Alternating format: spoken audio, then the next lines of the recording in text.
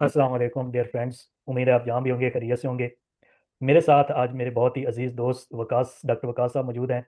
China से MBBS कर रहे हैं। तो इनसे हम जानेंगे कि चाइना में एडमिशन प्रोसेस किस तरह होता है, रिक्वायरमेंट क्या है, प्रिविलेजेस क्या हैं और स्टूडेंट जो हैं पाकिस्तानी खास तौर पे वो चाइना में किस तरह एमबीबीएस स्टडीज़ कर सकते हैं। तो बहुत शुक्रिया वकास भाई आपका, आपने टाइम निकाला हमारे लिए। कैसे हैं आप सर? बहुत शुक्रिया आमिर भाई। हम आपके लिए हर वक्त अवेलेबल हैं। बहुत शुक्रिया। अल्हम्दुलिल्लाह मैं ज़बरदस्त। आप सुनाए कैसे हैं? अल्हम्दुलिल्लाह ज़बरदस्त। तो वकास भाई बताएं पाकिस्तानी स्टूडेंट्स को कि चाइना में एडमिशन लेना एमबीबीएस में वो कितना आसान या मुश्किल रहता है as compare to the Pakistan, क्योंकि पाकिस्तान में पता हमें काफ़ी डिफिकल्ट होता है ये प्रोसेस। इसी तरह यार पाकिस्तान में स्टडी वगैरह अगर कोई ना उस तरह के कर पाए कि किसी का एडमिशन अगर रह जाए, जैसे मेडिकल के किसी गवर्नमेंट शोबे में, या हुँ। इतनी फाइनेंस होती नहीं है किसी के पास कोई प्राइवेट में जाए, तो उस लिहाज से चाइना वालों ने सही किया हुआ है। या दूसरी भी कंट्रीज़ हैं एज़ कम्पेयर टू चाइना, उसके लिए सही होता है, क्योंकि दूसरी कंट्रीज़ में मसला होता है यूनिवर्सिटीज़ का, वो ग्रे लिस्ट ये वो। तो उसके लिहाज से चाइना ठीक है, वो थोड़ा सा एडमिशन का होता है। किसी से अगर पता करें तो वो मस्ट हो जाता है कि एजेंट के थ्रू, क्योंकि हुँ। ये जो चाइनीज़ है ना, ये फिर स्टूडेंट के डायरेक्ट ताल्लुकात नहीं बनाती। ठीक है। ये एजेंट के थ्रू बनाती हैं। एजेंट फिर प्रोसेस स्टार्ट करता है। उसमें सिंपल होता है, एफएससी पासिंग मार्क्स होने चाहिए 60%। उसके साथ बाकी सारे डॉक्यूमेंट जितने पासपोर्ट वगैरह और ये वो और फीसेस वगैरह वो एजेंट फिर बता देते हैं, जितनी भी होती हैं। वो प्रोसेस चलाना पड़ता है। उस लिहाज से उसके बाद ईज़ी हो जाता है, बैठे बैठे घर आप लोग कर लेते हैं। उसके बाद प्रोसेस जब एंड हो जाता है, एडमिशन हो जाता है, फिर उसके बाद थोड़ा सा मुश्किल आती है वीज़ा वगैरह लगवाने के वक्त। वो फिर अटेस्टेशन वगैरह वो चीज़ें हो जाती हैं। लेकिन उससे फिर इंसान को खुशी भी होती है कि एडमिशन हो गया है, वो फिर मैटर नहीं करता। बस कोई ख़ास नहीं होता।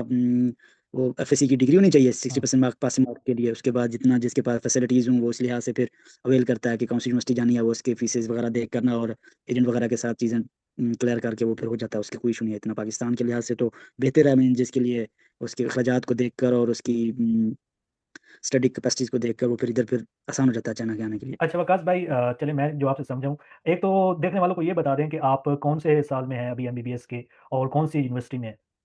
मैं हनान मेडिकल यूनिवर्सिटी में हूँ और हुँ। एमबीबीएस के 5th ईयर में हूँ। 6 ईयर का हमारा कोर्स है, लास्ट ईयर चल रहा है। हुँ। उसके बाद हमारा 1 साल इंटर्नशिप का बाकी है बस। और 6 ईयर इंटर्नशिप कोर्स होता मैंडेटरी है। होती है?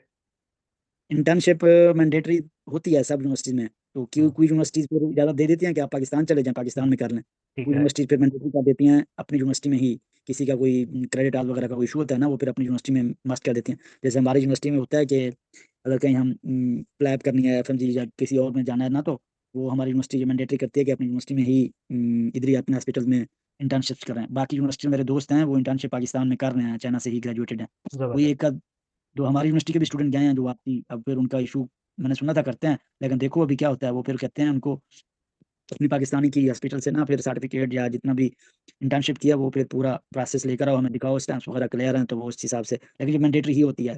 कोई पाकिस्तान अलाउ कर देती है, कोई पाकिस्तान अलाउ नहीं करती। ये जो चीज़ें होती हैं ये यूनिवर्सिटी पर ही डिपेंड करता डिपेंड। है। अच्छा तो वकास भाई जिस तरह आप कह रहे हैं कि जो एडमिशन प्रोसेस है वो डायरेक्ट नहीं होता, थ्रू कंसल्टेंट होता है आई थिंक सो। और जो आपने मिनिमम जितनी रिक्वायरमेंट बताई है एफएससी की वो 60% मार्क्स हों एटलीस्ट। पसंद मार्क्स होने चाहिए लाजमी। जितनी मेरे में नॉलेज है ना, हमारे स्टूडेंट्स अगर डायरेक्ट यहाँ से भी करते हैं ना, उसका प्रोसेस तो कोई ना कोई वो कह देता है कि हो जाएगा ये वो, लेकिन एडमिशन मुश्किल हो जाता है उसके लिए। ठीक जो भी है। होता है या उसको काफ़ी ज़्यादा ले जाते हैं, जो भी ये सीन हो जाता है। अगर एजेंट के थ्रू आप प्रॉपर करेंगे ना, वो आपको क्लियर गाइड करेगा कि एडमिशन भी सिक्योर कराएगा, उस हिसाब से पैसे भी सिक्योर होंगे आपके, जितने भी वो अपने भी रखते होते हैं ना, सबको पता है, हुँ। कमीशन वगैरह। तो सबका ऑलमोस्ट एजेंट के थ्रू ही होता है एडमिशन। दूसरे स्टूडेंट्स को वो प्रेफरेंस नहीं देते और स्टूडेंट्स को वो देखते नहीं है कि मीन्स के ये आया हुआ है तो ये हो जाएगा या एडमिशन इसका, ये वो नहीं। और एजेंट भी हमारे लिंक होते हैं चाइनीज एजेंट के साथ। वो भी डायरेक्ट हुँ। लिंक अच्छा। बहुत कम होते हैं यूनिवर्सिटी के ठीक है। साथ। हाँ, तो चाइनीज एजेंट के साथ लिंक होते हैं, ये तो सीन वकास होता है। भाई आपके माइंड में कोई 2-3 नाम हैं जो क्रेडिबल हों जिनसे स्टूडेंट रब्ता कर सकें? जी, हमारे पास एजेंट हैं 2-3। एक उस्मान भैया हैं हमारे इधर ही, जी। हनन मेडिकल यूनिवर्सिटी से वो ग्रेजुएटेड हैं। और एक हमारे टीचर हैं वो इधर ही हमारी यूनिवर्सिटी में, बेवन है, वो भी ठीक है। होते हैं। और जो मैंने कराया था वो अहमद भैया हैं, वो भी ठीक अच्छे है। एजेंट हैं। जो तो जो 3 क्रेडिबल टीचर। हों उनका जो है हम एड्रेस वो डिस्क्रिप्शन में या कमेंट्स में पिन कर देंगे। क्या ख़्याल है? ओके, तो यहाँ भेज देंगे। ठीक है, ज़बरदस्त। तो वकास भाई तो रिक्वायरमेंट वो क्या ना रहती कुछ है अदर दैन? कुछ वो सब की रिक्वायरमेंट्स यही है, मैंने आपको बताया है कि पासपोर्ट सबसे पहले अगर किसी ने एडमिशन लेना, वो सबसे सोचते हैं कि पहले कहते हैं वो पासपोर्ट दो, हाँ। मैट्रिक और एफएससी की सर्टिफिकेट दो, ठीक है। जो है। उसके अलावा वो प्रोसेस जारी कर देते हैं। हुँ। अब उसके अलावा वो सबसे पहले हर यूनिवर्सिटी का रिकमेंडेटरी हो गया है कि एचएस के 3 लाजमी है उससे एडमिशन से पहले। उसके ठीक है। बाद फर्स्ट ईयर आने तक पहले पहले साल में एचएस के 4 चाहिए होता है। ठीक है। फिर डिग्री को होने तक आजकल ना चेंज हो गया रूल्स वगैरह, एचएस के 5 मैंडेटरी हो गया डिग्री के लिए, तो वो चीज़ मस्ट हो गया। एडमिशन से पहले HSK 3 लाजमी हो गया है, तो ये चीज़ है बस रिक्वायरमेंट्स। एच उसके एस की अलावा चाइनीज लैंग्वेज जो है इसके डिफरेंट लेवल्स हैं, और ये पाकिस्तान के जो बड़े शहर हैं उनमें ये मुख्तलिफ इदारे जो हैं वो चाइनीज लैंग्वेज कोर्स करवाते हैं, राइट? जी जी, इसी तरह चाइनीज लैंग्वेज है, ये एक कोर्स होता है। और कुछ यूनिवर्सिटीज ये खुद ही पढ़ाना स्टार्ट कर देते हैं, जैसे हमारी यूनिवर्सिटी है, नॉन मेडिकल यूनिवर्सिटी, ये 3 मंथ का HSK 3 का कोर्स खुद पढ़ाती हैं। और जी आजकल हमारी यूनिवर्सिटी में मैंडेटरी हो गया कि वो कोर्स भी लेना है, उसके लिए कोई 10,000 जुआन युआन। फीस है, वो हम्म। देनी पड़ती है हमको। तो वो फिर जिसने क्लियर किया उसका प्रोसेस आगे चलाते हैं, उसका एडमिशन हो गया, वो फिर आ जाता है यूनिवर्सिटी में, वो फिर HSK 4 पे यहाँ से पढ़ना स्टार्ट कर देते हैं यूनिवर्सिटी में ही, क्लिनिकल के साथ ही। तो वो फिर पहले साल में क्लियर करना पड़ता है, फिर HSK 5 भी पढ़ाते हैं, वो फिर डिग्री के वक्त तक क्लियर करना पड़ता है। तो ये ये चीज़ है। बताएं कि ये जो टीचिंग्स हैं ये चाइनीज लैंग्वेज में है या इंग्लिश स्टार्ट प्रोग्राम्स हैं? उन्हें ये इंग्लिश स्टार्ट प्रोग्राम है, इंग्लिश में ही पढ़ाते हैं। टेन चाइनीज चाइनीज़ मैंडेटरी खुद। है। जी, चाइनीज़ मैंडेटरी इसीलिए है कि वो चाइना वाले जितने भी आते हैं, आपको पता है, वो फिर अपनी ज़ुबान को बढ़ाने के लिए, समझ गया। कि हमारी ज़ुबान ज़्यादा से ज़्यादा लोग बोल सकें। कल्चर इंटीग्रेशन के लिए। तो वकास भाई ये बताएं बिल्कुल। कि एजेंट से लेकर एडमिशन प्रोसेस से लेकर आगे यूनिवर्सिटीज़ की जो सेमेस्टर फीस है, कितना अखराजात हैं जनरल? हाँ, एजेंट्स का तो हर किसी ने अपना रेट लगाया होता है, वो जैसा मुनासिब एजेंट आपको अच्छा मिलेगा वो अपना बताएगा। बाकी यूनिवर्सिटी की फीसें जो होती है ना, वो 20,000 से कुछ 22,000 तक होती हैं, इससे ज़्यादा नहीं होती, इसके बीच में होती हैं। किसी की यूनिवर्सिटी में 21,000 जुआन होता है, किसी की 22,000 जुआन होता है। अब हमारी यूनिवर्सिटी में 20,500 फीस है, पर उसके सेमेस्टर? साथ 800 पर सेमेस्टर, नहीं पर ईयर। Per year. ठीक है। पर ईयर 20,500 हमारी यूनिवर्सिटी की फीस है। उसके साथ 400 वीज़े का देते हैं हम साल का, ठीक है। 800 हम इंश्योरेंस का देते हैं साल का। और एक ही वक्त के लिए सिर्फ एक दफ़ा हम जब आते हैं तो मेडिकल होता है, 400 वो होता है। जी जी। ये और उसके साथ हमारी यूनिवर्सिटी की हॉस्टल फीस जो होती है ना, वो 2800 है। ये मीन का मिला लें, 400 वीज़े का, 800 इंश्योरेंस का, और 2800 हमारी यूनिवर्सिटी लेती है पर ईयर हॉस्टल फी। ठीक वो है। हो गई, और 20,500 हो गई। ऊपर नीचे ही फीसेज होती हैं, ज़्यादा ऊपर होती नहीं है। इसी के राउंड अबाउट फीसेज होती हैं। बाकी वो जो एडमिशन कराएगा ना एजेंट, वो फिर अपना कमीशन रखते होते हैं, वो आपको बता देंगे कि इतना रखते हैं और ये फीस होगी, वो उसके हिसाब से होगा। तकरीबन 9 लाख से लेकर 10 लाख पाकिस्तानी एक साल का। एक साल का, हाँ, ये आगे जाती रहती है फीस, मीन्स के जब हम सेकंड ईयर में आते हैं। पहले ईयर में तो फीसेस ज़्यादा होती हैं, क्योंकि एजेंट को भी देनी होती हैं, उसके हम्म। साथ HSK 3 के लिए भी। जैसे हमारी यूनिवर्सिटी में हम्म। 10,000 जुआन मैंडेटरी है, तो वो कोर्स लेना है। बाकी यूनिवर्सिटी में वो बस HSK 3 लेकर दे दो, जहाँ से भी लो, या किसी यूनिवर्सिटी में ना भी हो, वो आई डोंट नो कि कौन सी यूनिवर्सिटीज़ हैं। बाकी ये मैंडेटरी है बस HSK 3 सबके लिए। तो वकास भाई जिस तरह मैं भी चाइना में थोड़ा सा रहा हूँ, जो PhDs हैं या सम टाइम मास्टर, वो फुली फंडेड होते हैं, स्कॉलरशिप गवर्नमेंट देती है, जिस तरह CSC है। तो मेडिकल जी जी। प्रोग्राम्स के लिए कोई इस तरह का स्कॉलरशिप ऑफर नहीं करते ये लोग? मेडिकल सिर्फ पूरे चाइना में, हैनानीज गवर्नमेंट, जो हैनान गवर्नमेंट है ना हमारे हम्म। सूबे की, जी जो जी। हमारी यूनिवर्सिटी है, वो 30 सीटें देती हैं स्कॉलरशिप के लिए, पूरे ऑल ओवर द वर्ल्ड, कि जो भी बच्चे आने चाहें 30 उनको दे देती हैं। हम्म। उसके लिए ये मस्ट होता है कि चाइनीज पहले HSK 3 जो है ये मस्ट होना चाहिए, हम्म। और हाई क्वालिफाई मतलब स्टूडेंट होने चाहिए। वो इंटरव्यूज लेते हैं उनके लिए, और उनकी रैंक के हिसाब से उनको ना स्कॉलरशिप देते हैं। ये स्कॉलरशिप रैंक के हिसाब से, तो वैसे मैं कह रहा हूँ ना, वो देखते हैं, वो ही मस्ट होता है एजेंट के ऊपर, कि एजेंट आपका जितना अच्छा होगा, उसने वो पहले ही बता देगा ये मेरी फीस है और मैं इतने लेकर आपको स्कॉलरशिप दिलवा दूंगा। वो एजेंट के हिसाब से ही जहाँ स्कॉलरशिप होती हैं, तो वो जितना अच्छा होगा, जितना क्रेडिबिलिटी वाला एजेंट होगा, वो फिर आपको उसी हिसाब से स्कॉलरशिप दिलवा देगा। उसमें वो स्कॉलरशिप के रेट थोड़े ज़्यादा हाई भी होते हैं, वो जो होते हैं। तो हमारी जो ट्यूशन फी होगी हम्म। 20,500, वो फ्री हो जाती है। इंश्योरेंस हो गया, वो भी फ्री हो जाता है, सिर्फ हमें वीज़े के पैसे 400 देने पड़ते हैं। और बाकी अकोमोडेशन? हॉस्टल अकोमोडेशन भी फ्री हो जाती है, जिसकी हम्म। स्कॉलरशिप होती है। बाकी अदर यूनिवर्सिटी की स्कॉलरशिप मेरे हिसाब से थोड़ा सा नॉलेज है, वो लड़के थे, वो थोड़ा ना फी दे देते हैं, 5,000 जुआन या 4,000 जुआन, इस हिसाब से वो रैंकिंग चेंज होती रहती है ना। वो फिर स्कॉलरशिप दूसरी यूनिवर्सिटी में किसी में एक दुख में होती है शायद, वो चेंज होती रहती है। 5,000 से 8,000 तक वो उनको ना रिवार्ड के तौर पर दे देते हैं, ये हिसाब होता है मेरे हिसाब में। बाकी यूनिवर्सिटीज में किसी में स्कॉलरशिप इसमें नहीं होती। मेडिकल में ये हनानीज गवर्नमेंट, हनान मेडिकल यूनिवर्सिटी में ही होती है, हर साल वो 30 स्कॉलरशिप देते हैं स्टूडेंट्स को। तो ओनली उसमें फॉर इसमें सारा मेडिकल कुछ student? Only for medical student, जी तो हाँ। वकास भाई जो अच्छा एजेंट है या क्रेडिबल या जिसे आप जानते हैं, जो आपका एक्सपीरियंस है, कितने चार्ज करता है, अगर आप थोड़ा इन्फॉर्म करना चाहें जो लोग देख रहे हैं? ये 40,000 से लेकर 45 तक ले लेते हैं फीस, और ठीक है दस यार। हजार जो मंथली। नहीं नहीं नहीं नहीं नहीं, जुआन में। तो ये तो बहुत ज़्यादा बनेगा, थोड़ा सा कैलकुलेशन है आपको? ये इसी तरह ही बन जाएगा, 10 और 20 लाख, 20 लाख, 25 लाख के करीब बन जाएगा उसमें। एजेंट की फीस में तो यूनिवर्सिटी की मैनेजमेंट को जाती है ये फीस। हाँ, वही यूनिवर्सिटी के मैनेजमेंट के जो एजेंट है ना, वो जो आगे हमें स्कॉलरशिप दे रहे हैं, ये जी जी। उनमें डिवाइड होती रहती है, ये अकेले एजेंट के पास नहीं जाती जो होता है। ये मैं एडमिशन वही कह फीस रहा की हूँ आप ना, बात कर रहे हैं जो एजेंट लेता है? ये जो एजेंट लेता है वो एडमिशन भी साथ होती है, वो पहले ईयर की। हम्म। स्कॉलरशिप जिसमें लेनी थी वो 40,000 फीस है। मैं वही तो कह रहा हूँ, नहीं स्कॉलरशिप के लिए नहीं, जो कह रहा नॉर्मल एडमिशन के लिए कितना चार्ज करता है? हूँ। वो नॉर्मल एडमिशन के लिए एडमिशन फी रखेगा आपकी 20,500, उसके ऊपर अपना कमीशन रखेगा। 4,000 हो गया, 5,000 जुआन हो गया, वो रखेगा, इतना उसके ज़्यादा अलावा नहीं नहीं है, लेगा। अच्छा। अगर तो आपने स्कॉलरशिप लेना है तो उस सूरत में ये ज़्यादा फीस लेंगे, अदरवाइज नहीं लेंगे। ज्यादा अच्छा, मेरा आप सवाल अदरवाइज। ये है कि अगर आपके नंबर अच्छे हैं तो कितने चांसेस हैं कि आप एजेंट को पैसे देते हैं और आपका एडमिशन हो जाता है? और इन केस अगर आप ज़्यादा पैसे देते हैं, जैसे आपने कहा, तो स्कॉलरशिप के भी चांसेस हैं? जी जी, वही तो कह रहा हूँ ना, एजेंट वो अपनी फीस बता देते हैं कि स्कॉलरशिप हमने आपको मस्त दिलवानी है तो इतने पैसे हम ले लेंगे। ठीक वो है। फिर एजेंट के हिसाब से हिसाब होगा, वो मस्त भी होता है, स्कॉलरशिप भी दिलवा देते हैं। अगर ना भी लगी स्कॉलरशिप फिर वो पैसे वापसी रिटर्न करते हैं। अच्छा चले, ठीक है। तो आपको क्या एडवांटेज स्कॉलरशिप नजर के आते हैं? बाद ही पैसे लेते हैं, स्कॉलरशिप नोटिस आपको दे देंगे, एडमिशन नोटिस, जी जी एडमिशन लेटर आपका निकल आया है तो जी जी। वो आपको कॉपी वगैरह दे देंगे। उसके बाद ही फिर आपसे कहेंगे कि अब आप फीस पे करें, तो आपको फिर ओरिजिनल नोटिस और जेडब्ल्यू वगैरह भेजेंगे। तो आधी फीस पहले लेते हैं, आधी बाद में। हाँ, आधी ठीक है, पहले ले लेते हैं, आधी बाद में लेते हैं, ये हिसाब होता है। समझ आ गया। तो वकास भाई, एक तो एडवांटेज आपने बताया कि ऐसे स्टूडेंट जिनका एडमिशन पाकिस्तान में नहीं हो रहा, वो चाइना में उनको आराम से एडमिशन मिल सकता है या कंपेरेटिवली इजीली मिल सकता है। कुछ और भी एडवांटेज है आपकी नज़र में जो एमबीबीएस इन चाइना के हैं? एमबीबीएस इन चाइना के लिए मैं तो वैसे एमबीबीएस ठीक है, हर किसी कोई अपना पड़ता है, जितनी भी उसमें कैपेसिटी होती है, पढ़ाई खुद ही करनी पड़ती है। मैंने पाकिस्तान का भी सुना है, खुद ही पढ़ते हैं सारे, जी इधर भी जी खुद ही पढ़ना पड़ता है। जी जी। बाकी दूसरा उनके लिए मौके बहुत हैं हर चीज़ करने के लिए। अगर कोई आया एमबीबीएस भी स्टार्ट कर ले, साथ बिजनेस भी स्टार्ट कर सकता है, उसके साथ जॉब वगैरह भी देख सकता है। वो चीज़ें उनको आसानी से मिल सकती हैं इधर, टीचिंग जॉब आसानी से मिल सकती है। लेकिन होती तो मना ही है, लेकिन करते हैं लोग टीचिंग जॉब वगैरह, जो वो आसानी से, जिसकी थोड़ी सी इंग्लिश वगैरह अच्छी है ना, वो फिर टीचिंग भी कर सकता है। उसके साथ अपना छोटा मोटा कोई बिजनेस वगैरह सोचा हुआ उसने, वो भी कर सकता है। इधर उसके लिए इतनी कोई खास लेबॉर्टरीज नहीं होती ना पाकिस्तान में। क्लिनिकल तो अच्छा होता है पाकिस्तान में, जहाँ क्योंकि लैंग्वेज बैरियर होता है। अगर किसी की चाइनीज अच्छी है तो वो तो सीख सकता है, बाकी दूसरे लैंग्वेज बैरियर के हिसाब से वो ज़्यादा क्लिनिकल नहीं सीख सकते। अदरवाइज जो जो लेबॉर्टरीज वगैरह में ना, ये एक्सपेरिमेंट वगैरह होते हैं, ये अच्छे होते हैं, इसके हिसाब से बंदा सीख अच्छा सकता है। बाकी पढ़ाई तो सबको मेरे हिसाब से सेम ही अपनी करनी पड़ती है, टीचर बढ़ा के पढ़ा देते हैं। वो थोड़ा लैंग्वेज बैरियर की वजह से समझ लग जाए तो अच्छी बात है, ना भी लगे फिर भी इंसान अपना ही पढ़ लेता है। चले, वो ये मुझे चीज़ आइडिया है। है चाइनीज़ टीचर किस तरह पढ़ाते हैं। हाँ गुड एंड वाह, बैड्स का मुझे पता है, मैंने 2 कोर्स लिए हुए हैं, 2 सेमेस्टर। तो चले वकास भाई, हमारे यहाँ आल्दो मैंने चाइना विजिट किया है, जो डेवलपमेंट है मैंने चाइना की देखी है, फिर मैंने यूरोप का भी थोड़ा सा आइडिया है कि डेवलपमेंट के टेक्नोलॉजी के लिहाज से कौन कहाँ पे है। आमतौर पर तासर यही है पाकिस्तान में कि चाइना से जो पढ़ के आते हैं उनका वो उस चीज़ को थोड़ा सा वो लाइट लेते हैं। तो आपको क्या लगता है कि चाइना का जो कल्चर है, रिसर्च कल्चर या एजुकेशन कल्चर, वो अच्छा है? और आई मीन टू से, इज इट वैलिड? कैसे काउंटर करेंगे आप इस आर्गुमेंट को जो पाकिस्तान में पाया जाता है? मैं भी वैसे बता देता हूँ ना, इसमें मैंने पहले भी ये बात की है कि हर किसी ने अपने पढ़ना होता है। हम्म पाकिस्तान में भी ऐसे स्टूडेंट बैठे हैं जो नहीं पढ़ते, मतलब पास कर देते हैं, पास पेपर पढ़ के। जो अच्छे वाले होते हैं वो फिर अपनी स्टडी क्लियर करते हैं, पूरा पढ़ते हैं, फिर उसमें क्रेडिबिलिटी ज़्यादा हो जाते हैं। वो डॉक्टर नजीब को सुना था, वो कहते हैं जिसके कंसेप्ट जितने अच्छे होंगे वो उतने हम्म अच्छा डॉक्टर होगा। ये हम्म। चाइना की मेथ या उधर की मेथ वो नहीं होती। मेरा दोस्त साथ बैठा है, वो कहता है इस पर ना मैं आपको एक तफसीली बयान देता हूँ, मैं फिर उसको ट्रांसफर करता हूँ, वो अपनी बात शेयर कर देगा आपको उसके माइंड जरूर। में क्या चल रहा है। इसी जी का जी ही होता है, जरूर। इंसान अपना ही करना होता है। मैं उसको देता हूँ, फिर आप पूछें, फिर बात करता हूँ। जी जी। अस्सलाम वालेकुम। जी, अस्सलाम तो अस्सलाम, क्या हाल है आपके? वालेकुम अस्सलाम। अल्हम्दुलिल्लाह ठीक है, अल्लाह का शुक्र ठीक। तो काश, मेरा नाम उस्मान सादिक है।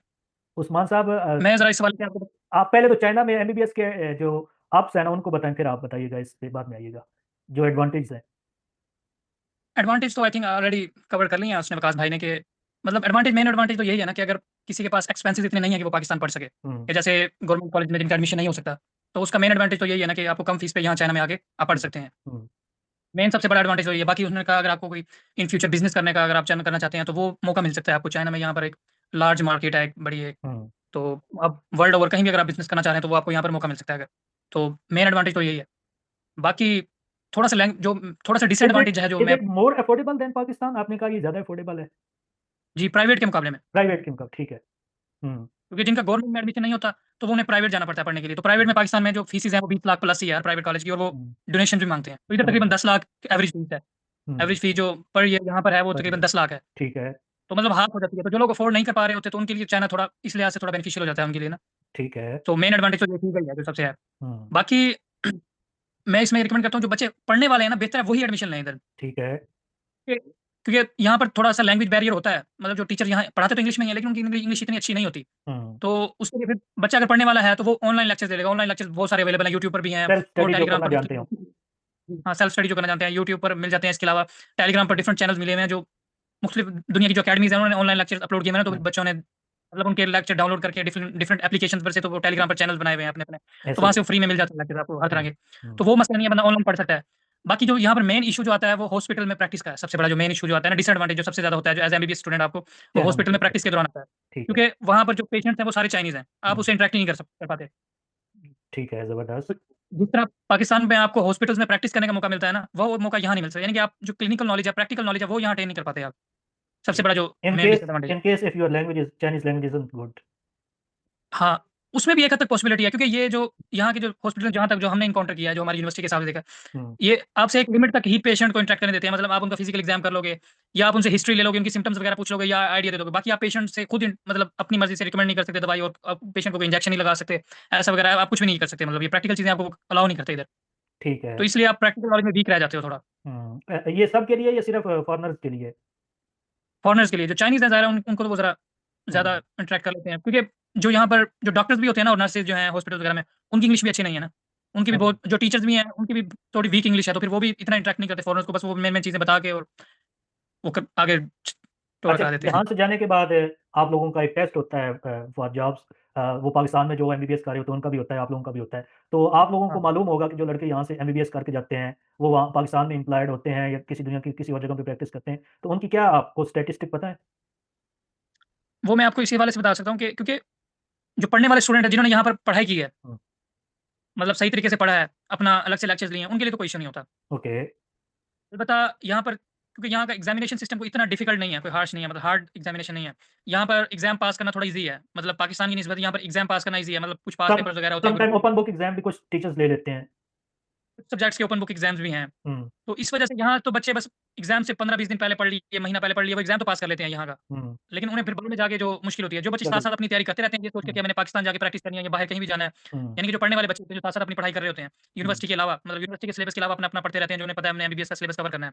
ठीक तो है। उन्हें तो कोई मुश्किल नहीं होती, वो ईज़िली कर लेते हैं। हुँ। अगर मैं अपनी क्लास की परसेंटेज बताऊँ तो हमारी क्लास में तकरीबन 90 स्टूडेंट्स की स्ट्रेंथ है। तो उसमें से कोई 20 टू 30 स्टूडेंट्स हैं जो पढ़ते हैं सही, बाकी नहीं पढ़ते। ये तो आम तौर पे यही है कि जो अगर 90 की स्ट्रेंथ है तो उसमें से 20% पढ़ने वाले होते हैं, तो वो तो एक चलिए नॉर्मल चीज़ है। लेकिन आप ये कंपैरिज़न कर रहे हैं पाकिस्तान के उन इदारों में जहाँ पे गवर्नमेंट एमबीबीएस करवाती है और वहाँ पे बहुत अच्छे स्टूडेंट होते हैं, ये ज़्यादातर पढ़ने वाले होते हैं, if I am not wrong. या ऐसे ही कह लें। तो मैं अगर मैं अपने क्लास की एग्ज़ाम्पल दे रहा हूँ ना, तो उसमें से जो 20 टू 30% है, लेकिन 40% आप कह लो, हुँ, वो ईज़िली पास कर लेंगे। ठीक है, जाके मतलब जो एक टेस्ट है वो जाके तैयारी करेंगे थोड़े से वक़्त में और ईज़िली वो पास कर लेंगे। अब ठीक जो है। बाकी 60 टू 70% है उन्हें मुश्किल होगी, क्योंकि उन्होंने पढ़ा नहीं है सारा साल, उन्होंने बस वो एग्ज़ाम पास किए हैं इधर यूनिवर्सिटी हुँ, के। उन्होंने सारा साल पढ़ाई तो नहीं की, फिर उन्हें वो टाइम लगता है, फिर वो साल वहाँ एक्स्ट्रा लगाएँगे पाकिस्तान में, 1 साल एक्स्ट्रा लगाएँगे, फिर वो तैयारी करेंगे उसकी। फिर जो वो साल भी कोई जो नहीं पढ़ेगा, वो फिर बच्चे कुछ ऐसे भी होते हैं, वो तो ख़ैर हर जगह ही होते हैं जो 2-2 3 साल भी लगा देते हैं, वो पाकिस्तान में भी होते हैं जो बिल्कुल नहीं पढ़ना जिनका दिल करता पढ़ने का, वो तो हर जगह ही होते हैं। लेकिन जो नॉर्मल है वो फिर साल एक्स्ट्रा लगाएँगे, फिर जाके वो टेस्ट पास करेंगे, जो पाकिस्तान में फ़र्ज़ करें अगर एनआरई एग्ज़ाम बोलते हैं उसे। एक मेरी इन्फॉर्मेशन के लिए एक चीज़ ऐड कर दें, जो भी एमबीबीएस की डिग्री करता है, अदर दैन इंटर्नशिप को मिला के, उसको एग्ज़ाम क्लियर करने के बाद प्रैक्टिस की इजाज़त मिलती है। पाकिस्तान में जी, जी। जी, पहले ऐसे था कि हम यहाँ से डिग्री लेके जाते थे, यानी कि 6 साल में डिग्री कंप्लीट की, यूनिवर्सिटी ने हमें डिग्री दी। हम डिग्री लेके गए, तो हमें हुँ, प्रोविंशियल लाइसेंस पाकिस्तान में मिल जाता था कि हम हाउस जॉब स्टार्ट कर सकते थे। 1 साल का हमें हाउस जॉब का लाइसेंस मिल जाता था कि हाउस जॉब स्टार्ट कर लें। लेकिन अब पाकिस्तान में नया रूल है, हम पहले वो टेस्ट पास करेंगे जो एनआरई एग्ज़ाम है, हुँ, उसके बाद फिर हमें वो लाइसेंस मिलेगा कि हम हाउस जॉब स्टार्ट कर सकते हैं। उससे पहले वेरी हम गुड। हाउस जॉब अब स्टार्ट नहीं कर सकते, यानी कि वो पास करना लाज़मी हो गया। पहले पास करेंगे, फिर हम हाउस जॉब करेंगे। चलें उस्मान साहब बहुत सारे दोस्त आपको देख रहे होंगे जो चाइना में एमबीबीएस का सोच रहे हैं, जिनका माइंड बनेगा इन फ्यूचर। तो आप उनको क्या टिप्स देना चाहेंगे कि उनका एडमिशन सिक्योर हो जाए और थोड़ा अफोर्डेबल भी हो? अ, आई थिंक एडमिशन का कोई इतना बड़ा इश्यू नहीं है, अगर आप किसी क्रेडिबल एजेंट से बात कर लेते हैं, हुँ, तो और आपके 60% अबव मार्क्स हैं एफएससी में और मैट्रिक भी ज़रूर साथ शामिल है उसके। तो एडमिशन का कोई इतना इश्यू यहाँ नहीं होता। आपको हुँ, ईज़िली मिल जाता है। हर यूनिवर्सिटी में सीट्स अवेलेबल होती हैं काफ़ी सारी। ठीक तो है, बहुत सारी यूनिवर्सिटीज़ हैं। असल बात ये है कि आपने एक क्रेडिबल एजेंट को ढूँढना है, जो आपके शहर में अगर जाने वाला हो या किसी के ठीक है, रेफरेंस के थ्रू आपको मिल जाए।